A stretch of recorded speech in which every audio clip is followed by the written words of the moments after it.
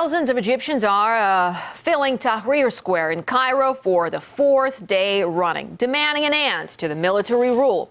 At least 33 people have been killed since Saturday as security forces fired tear gas and rubber bullets at protesters.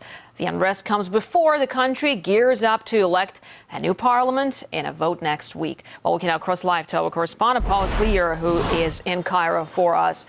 Hello to you, Paula. Well, the protesters have been camping out for 4 days now, despite the clampdown by the police. So what keeps their determination going? Well, here in Tahrir Square, thousands of protesters have remained overnight. As you walk around now, there are people still huddled in blankets.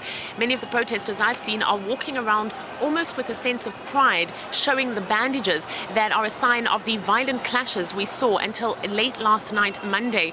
Now, according to the Health Ministry, at least 33 people have been killed and more than 1,500 people have been injured.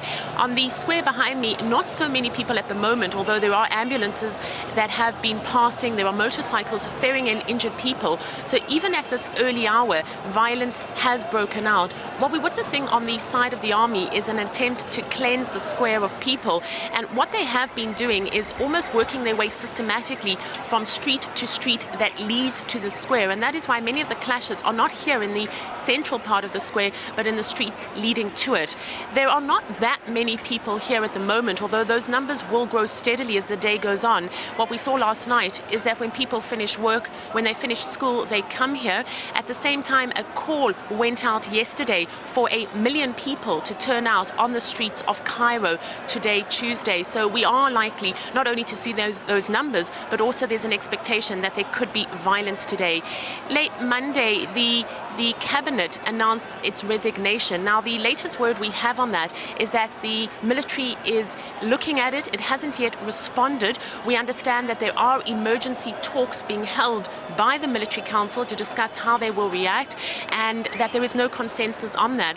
When that announcement was made here in Tahrir Square, there was a loud cheer. The chant was, "God is great." People here certainly believe that the resignation of the cabinet is a step in the right direction. It's a cabinet that was appointed by the army, but what people here want is the military to go one step further and not only to have its cabinet resign, but also for the military and the generals themselves to step down. Well, Paula, at this point, what I'd like to ask you is that what are they aiming to achieve in the long run? Well, the goal here really is, to quote people I've been talking to finish the revolution that started back in February. And that was the revolution that saw the ouster of the former Egyptian president, Hosni Mubarak. Very much now, the slogan being used is that this is the second revolution. People saying that they're angry, that they almost handed power to the military council on a silver platter, as some people have put it to me. They feel that they should have finished that revolution and really brought about real change in this country. What people want is a civilian government that is elected by the people and that represents the people. Some of the criticisms being leveled at this interim military council is that it hasn't done enough to hand over power. It hasn't implemented reforms at a pace anywhere near what people here were hoping for. Just some of the demands is people are saying that it's leading what they've called a counter-revolution. And by that, they mean that the military council has proposed constitutional changes that they disagree with. They say that these kind of constitutional changes will ensure that the military retains power even after it hands over to a civilian government, and that they've also delayed presidential elections until late 2012, 2013. So in essence, what people want is for this revolution that was supposed to herald a new Egypt in, for that revolution to achieve its goals. All right, Paul, thanks very much indeed for bringing us this update from Cairo.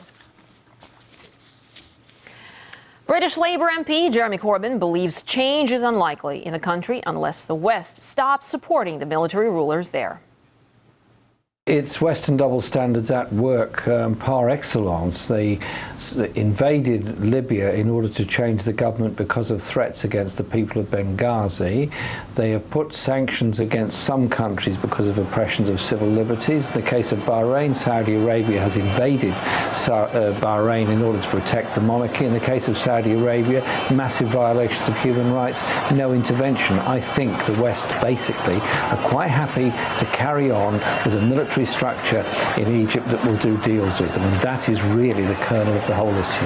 Any new government coming in that challenges the authority of the military is going to have a huge battle on its hands. It seems to me the battle has begun even before the election has taken place.